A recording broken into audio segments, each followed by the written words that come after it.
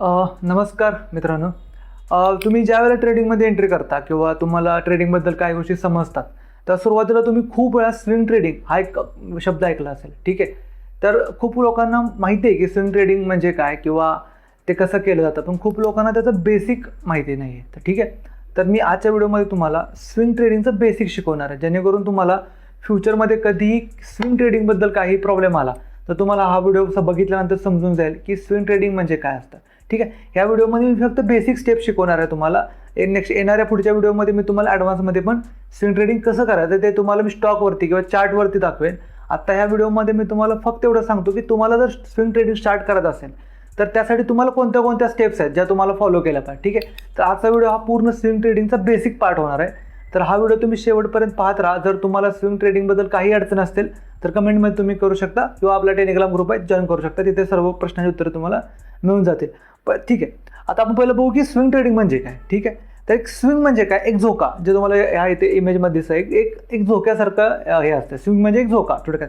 तर त्याचा डेफिनेशन काय आहे की it's a trading strategy that aim to capture short or medium term price movement. ठीक आहे. म्हणजे काय, एक अशी ट्रेडिंग स्ट्रॅटर्जी जी छोट्या टाइम फ्रेम म्हणजे छोट्या वेळेपासून ते मोठ्या वेळेपर्यंत ह्या दोन्ही वेळेमध्ये तुम्हाला प्रॉफिट कमवून देते. ठीक आहे. म्हणजे काय, एक कॅप्चर करायचं. एक स्टॉकमध्ये समजा तुम्हाला एक शॉर्ट मुवमेंट किंवा एक लॉंग टर्मसाठी स्टॉक बाय करायचा आहे, त्याची कालावधी समजा 1 महिना ते 6 महिना असू शकतं. ठीक आहे. तर ह्या गोष्टीला स्विंग ट्रेडिंग असं म्हटलं जातं. म्हणजे थोडक्यात काय की तुम्हाला आज बाय करायचं आहे, येणाऱ्या पुढच्या आठवड्यामध्ये किंवा 6 महिन्यामध्ये तुम्ही कधीही तो स्टॉक तुम्ही प्रॉफिटमध्ये आल्यानंतर विकू शकता. ठीक आहे. तर हे लक्षात ठेवा की याच्या डेफिनेशनमध्ये सिंपल दिलेलं आहे की तुम्ही काय करू शकता, मीडियम आणि लॉंग टर्मचा तुम्ही मुवमेंट कॅप्चर करू शकता. याला काय म्हणायचं, स्विंग ट्रेडिंग. ठीक आहे. आता नेक्स्ट व्हिडिओमध्ये बघू. आता हे बघा, swing trading versus day trading. आता स्विंग ट्रेडिंग म्हणजे काय, मी तुम्हाला आता सांगितलं की एक स्टॉक बाय करायचा आणि कमीत कमी 1 आठवडा ते 6 महिने तुम्ही ते होल्ड करू शकता. आणि डे ट्रेडिंग म्हणजे काय की ज्या दिवशी खरेदी केलं त्याच दिवशी विकायचं. ह्याला इंट्राडे असंही म्हटलं जातं. ठीक आहे. आता आपण बघूया की intraday trader versus swing trader. ठीक आहे. म्हणजे काय, इंट्राडे ट्रेडरला काय करावं लागतं, हे जे खाली तुम्हाला दिसते हे एक टाइम फ्रेम आहे. ठीक आहे. इथं डे आणि वीक्सची टाइम फ्रेम आहे आणि ते इंट्राडे म्हणजे 1 डे म्हणजे 9:15 ते 3:30. त्यामध्ये तुम्हाला बाय करायला लागतं, सेल करायला लागतं, बाय करायला लागतं, सेल करायला लागतं. म्हणजे तुम्ही एका दिवसामध्ये किती ऑर्डर पंच करू शकता बाय सेलिंगच्या. ठीक आहे. पण ह्याचा लॉस काय होतो तुम्हाला की इंट्राडेमध्ये तुमचा एक फिक्स तुम्हाला रूल असतो की 3:30 पर्यंत तुम्हाला ते स्टॉकमधून एक्झिट मारायचे असते.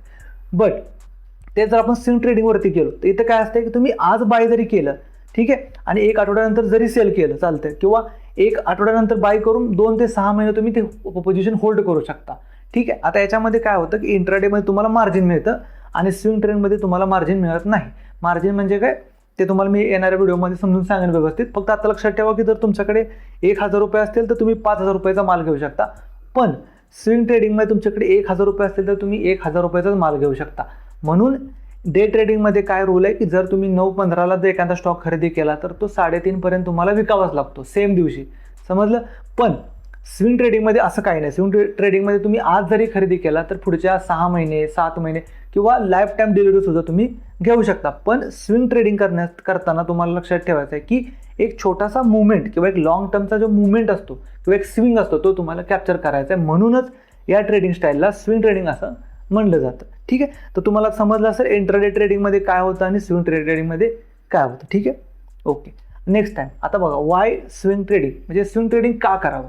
ठीक आहे. तुम्ही इंट्राडे करू शकता, तुम्ही ऑप्शन बाईंग करू शकता, सेलिंग करू शकता, पण वाय म्हणजे वाय स्विंग ट्रेडिंग. जर तुम्हाला वाटते की तुमच्यामध्ये अजून तुम्ही तुमची ट्रेडिंग स्टाईल शोधली नसेल तर याच्यामध्ये जर तुमचे कुठलीही गोष्ट बसत असेल समजा तर तुम्ही स्विंग ट्रेडिंगकडे जाऊ शकता. आता पहिला पॉईंट काय आपला, लोअर टाइम कमिटमेंट. आता याच्यामध्ये काय राहतं की स्विंग ट्रेडिंगमध्ये मी तुम्हाला आता सांगितलं की जसं तुम्ही 1 आठवड्यापासून ते 6 महिन्यापर्यंत तुम्ही एखादा स्टॉक होल्ड करू शकता. तर त्याच्यामध्ये काय असते की तुम्हाला लाईफ टाईम होल्ड करायची गरज नाही. ठीक आहे. कारण जेवढा जास्त स्टॉक तुम्ही होल्ड जास्त वेळ करा तेवढीच रिस्क वाढत जाते. समजलं. किंवा तुमचा कंट्रोल तुमच्यावरचा सुटून जातो, ट्रेडिंग सायकोलॉजी पण डॅमेज होऊ शकते. ठीक आहे. तर त्याचा अर्थ काय की लोअर टाइम कमिटमेंट म्हणजे काय की तुम्ही एक दिवशी खरेदी केला, 1 वीक पण होल्ड करू शकता आणि 6 महिने पण होल्ड करू शकता. डिपेंड अपॉन तुमच्या रिस्क मॅनेजमेंट, तुम्ही जे टार्गेट सेट केले त्याच्या हिशोबाने. दुसरा पॉईंट काय, पोटेन्शियल फॉर हायर रेट. आता कधी कधी असं होतं की स्विंग ट्रेडिंगमध्ये रिटर्न हाय मिळतात as compared to day trading. Long टर्मसाठी विचार केला तर समजा 1 वर्ष एका व्यक्तीने डे ट्रेडिंग केलं आणि 1 वर्ष एका व्यक्तीने स्विंग ट्रेडिंग केलं तर मोस्टली असं बघितलं जातं की जे स्विंग ट्रेडिंग करतात त्यांचा रिटर्न एकदम हाय लेवलला असतो as compared to day trading, कारण त्यांच्याकडे काय असते, रिस्क फ्री असते. जर तुम्ही आज बाय केला, एक वीक नंतर सेल केला, तर तो वीकमधला जो टाइम फ्रेम आहे त्याच्यामध्ये तुम्ही ट्रेड करू शकत नाही, कारण तुम्ही ऑलरेडी बाय केलेला आहे. पण डे ट्रेडिंगमध्ये काय होतं की तुम्ही रोज ट्रेड करता, त्यामुळे रोज तुमची रिस्क मॅनेजमेंट ही त्याच्यामध्ये इन्व्हॉल्व होते. पण स्विंग ट्रेडिंगमध्ये काय होतं की रिस्क मॅनेजमेंट इन्व्हॉल्व जास्त होत नाही as compared to day trading. ठीक आहे, तर लक्षात आलं, पोटेन्शियल फॉर हायर रिटर्न सुद्धा मिळू शकतात. जर चांगला स्टॉक पिक केला तुम्ही, त्याच्यामध्ये चांगली ग्रोथ आली, तर तुम्ही हायर रिटर्न सुद्धा ऍक्सेप्ट करू शकता. बिझी शेड्यूल, आता हा सगळ्यात इम्पॉर्टंट पार्ट आहे स्विंग ट्रेडिंगसाठी. कारण काय होतं बघा, तुम्ही जर ऑफिस करत असाल तर खूप लोकांचं ऑफिस 9 वाजता चालू होतं, ठीक आहे, आणि मार्केट चालू होतं 9:15ला. तर अशा टायमाला काय होतं की जे ऑफिसमध्ये काम करणारे लोक आहेत त्यांना काय होतं की ट्रेडिंग करता येत नाही, असं डे ट्रेडिंग. मग त्या लोकांसाठी स्विंग ट्रेडिंग एक नंबर आहे, कारण त्यांनी कधी दिवसभरात ते कधीही बाय करू शकतात आणि एक अलर्ट सेट करून ते ठेवू शकतात, जेणेकरून त्यांनी ऑफिसमध्ये काम करता करता सुद्धा दिवसातून 1 ते 2 वेळा त्यांनी जरी स्क्रीन पाहिली तरी त्यांचं काम होऊन जातं. आणि बिझी ज्यांचं शेड्यूल आहे, ज्यांना वेळच मिळत नाही, त्यांच्यासाठी स्विंग ट्रेडिंग एकदम बेस्ट. आणि मी तर म्हणेन की जर तुम्ही ट्रेडिंगमध्ये एंटर करत असाल तर पहिलं स्विंग ट्रेडिंगवरतीच फोकस करा. ठीक आहे, रिड्यूस स्ट्रेस. मी तुम्हाला जसं मागायला सांगितलं की बिझी शेड्यूलमुळे काय होतं कधी कधी की तुम्हाला दिवसातून जर तुम्ही डे ट्रेडिंग करत असाल तर तुम्हाला खूप वेळा स्क्रीन बघावी लागते. आणि मेन असं आहे की जे डे ट्रेडिंग करतात त्यांना स्क्रीन कंपल्सरी पाहावी लागते. पण इथं काय होतं की जर तुम्ही स्विंग ट्रेडिंग करत असाल तर तुमचं काय होतं, रिड्यूस स्ट्रेस, म्हणजे तुम्हाला जास्त वेळ स्क्रीन पुढे बसायला लागत नाही. त्यामुळे काय होतं की तुमचा जो स्ट्रेस आहे, मार्केट अप जाणार का डाऊन जाणार, मार्केटमध्ये मुवमेंट आले, तर हे सगळ्या गोष्टी बघायला वेळ नसल्यामुळे तुमचा जो स्ट्रेस आहे तो ऑटोमॅटिकली कमी होणार. पण काय होतं, डे ट्रेडिंगमध्ये याच्या उलटं होतं. डे ट्रेडिंगमध्ये काय होतं, तुम्हाला 5-5 मिनिटाच्या कॅन्डलवरती ट्रेड करायचे असतात. त्यामुळे काय होतं की जो स्ट्रेस आहे, जो म्हणजे तुम्हाला तणाव येणार आहे, जो तुम्ही ट्रेडिंग करत करत तुमच्यामध्ये जे सायकोलॉजिकल चेंजेस होणार ते सगळ्या स्विंग ट्रेडिंगमध्ये कमी केलं जातं. आता चौथा पॉईंट आपला टेक्निकल अनालिसिस फोकस. ओके, आता याच्यामध्ये काय होतं की तुम्हाला मोस्टली टेक्निकल अनालिसिसवरती फोकस करावं लागतं. याच्यामध्ये काय होतं की तुम्हाला स्ट्रॉंगली ब्रेकआउट शोधावं लागतात, स्ट्रॉंगली मुवमेंट कुठल्या स्टॉकमध्ये आहे ते पाहावं लागतं, त्यानंतर स्ट्रॉंग रेजिस्टन्स, सपोर्ट, लेवल्स, त्यानंतर मार्केटचा ट्रेंड, ह्या सगळ्या गोष्टी तुम्हाला टेक्निकल अनालिसिसमध्ये मोस्टली येतात. ठीक आहे, याच्यामध्ये तुम्हाला फंडामेंटल काय बघायची जास्त गरज नाही. समजा आता एखादी वेल नोन कंपनी जशी विप्रो, सर्वांना माहिती आहे की विप्रो कंपनी काय करते, त्याच्या फंडामेंटल्स बघण्यामध्ये काही लोकांना इंटरेस्ट नसतो. तर अशा लोकांनी काय करू शकता, तुम्ही टेक्निकल अनालिसिस फॉलो करून तुम्ही तुमचे स्विंग ट्रेडिंगमध्ये ट्रेड प्लॅन करू शकता. मोस्टली स्विंग ट्रेडिंगमध्ये तुम्ही काय करू शकता, एक स्ट्रॉंगली सपोर्ट किंवा स्ट्रॉंगली रेजिस्टन्स पाहू शकता हाय लेवलच्या टाइम फ्रेमवरती. याच्यामध्ये तुम्ही mostly monthly, daily, weekly time frame वापरू शकता. ठीक आहे, तर त्याच्यावरती तुम्हाला काय करायचं आहे की स्ट्रॉंगली रेजिस्टन्स आणि सपोर्ट फाइंड आउट करायचे आहे, जेणेकरून काय होईल, तुम्ही सपोर्टला जरी बाय केलं आणि रेजिस्टन्सपर्यंत जरी तुमचं मार्केट गेलं तर तुमचं टार्गेट आरामात कॅप्चर होऊ शकतं. ठीक आहे, आता लास्ट पॉईंट काय, रिस्क मॅनेजमेंट. आता काय होतं, मोस्टली ना स्विंग ट्रेडिंगमध्ये रिस्क थोडीशी मोठी राहते as compared to day trading.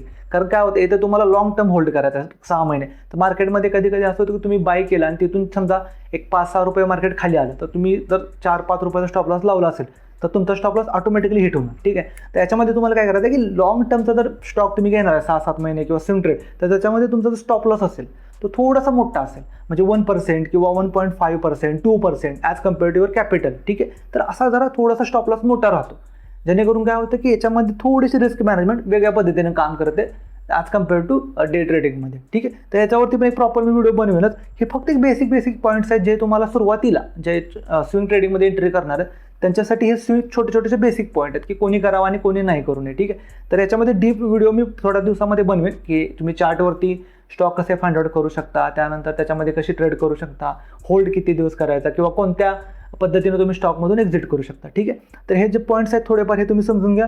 याच्यामध्ये तुम्हाला सिंपल आहे, टाईम कमी लागतो, हाय रिटर्न जास्त मिळतात, शेड्यूल जर तुमचं बिझी असेल तर तुम्ही स्विंग ट्रेडिंग आरामात करू शकता. त्यानंतर रिड्यूस स्ट्रेस सगळ्यात इम्पॉर्टंट पार्ट आहे मार्केटमधला, तो कमी झाला तर खूपच चांगला आहे. टेक्निकल अनालिसिसवरती जास्त फोकस केला जातो ॲज कम्पेअर टू फंडामेंटल. ठीक आहे, आणि लास्ट पॉईंट आहे रिस्क मॅनेजमेंट. तर तुम्हाला मी आता सांगितलं की याच्यामध्ये स्टॉप लॉस वगैरे थोडेसे मोठे लागतात, पण ठीक आहे, इट्स ओके. जर तुमचा कॅपिटल वरती जर व्यवस्थित जर मॅनेजमेंट होत असेल तर 1 to 2% रिस्क घेण्यासाठी काही प्रॉब्लेम नाही. ठीक आहे, नेक्स्ट पॉईंटकडे जाऊ आपण, how to do swing trading. आता याच्यामध्ये काय की स्विंग ट्रेडिंग कसं करायचं. ठीक आहे, हा बेसिक पण आहे की याच्यामध्ये तुम्हाला मी समजून सांगेन की बेसिक वेमध्ये तुम्ही स्विंग ट्रेडिंग कसं करू शकता.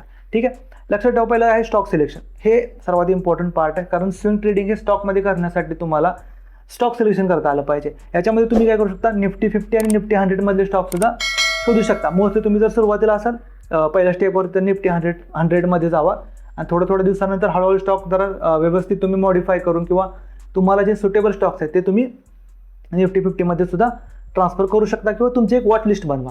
ठीक आहे. ज्याच्यामध्ये असे स्टॉक शोधा जे जास्त मुवमेंट करतात किंवा हाय बीटा स्टॉक्स असतात. असे भरपूर पद्धतीने तुम्ही स्टॉक फाइंड आउट करू शकता. तर तुम्ही तशा पद्धतीने सुद्धा स्टॉक तुम्ही सिलेक्शन करू शकता. ठीक आहे. त्यानंतर काय, कॅप्चरिंग ट्रेंड. आता स्विंग ट्रेडिंगचा सर्वात इम्पॉर्टंट पार्ट आहे की तुम्हाला एक ट्रेंड कॅप्चर करायचा आहे. ठीक आहे. याच्यामध्ये काय, तुम्ही एक हाय ट्रेंड किंवा एक अपर साईडचा ट्रेंड तुम्हाला पकडता आला पाहिजे. स्टॉक्समध्ये सांगतो मी तुम्हाला. याच्यामध्ये काय लिहिले, enter trade when they believe the trend is about to start और कंटिन्यू. सिंपल आहे.